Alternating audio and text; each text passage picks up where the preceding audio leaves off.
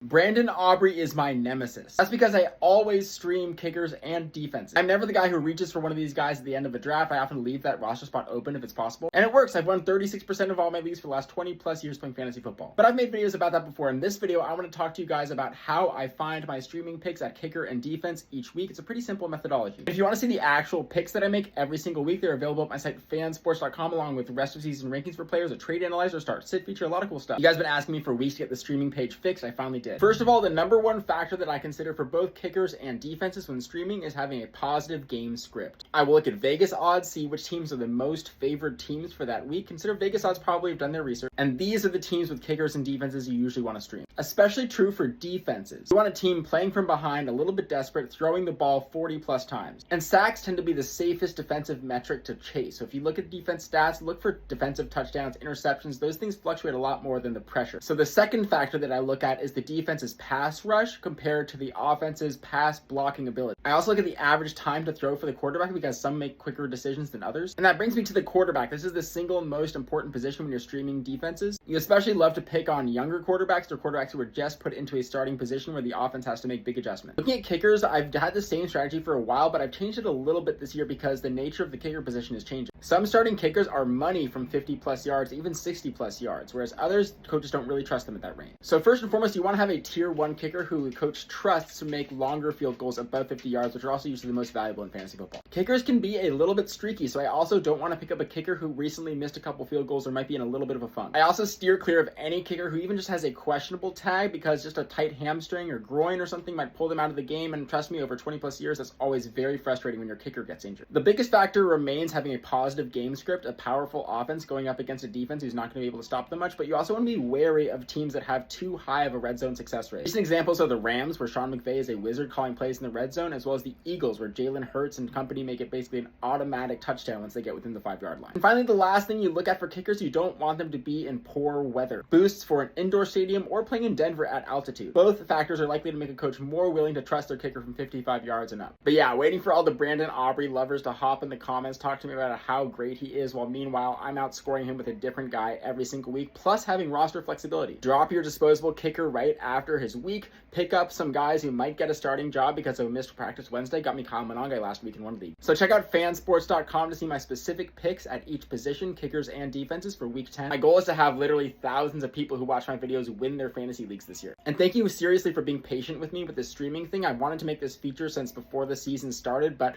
I had a kid, I had a lot of stuff happen, so life has been a little hectic, but I'm happy that it's finally up. Thank you for spending a few valuable minutes of your day with me here. I'll see you in the next one. Stay learning. Peace.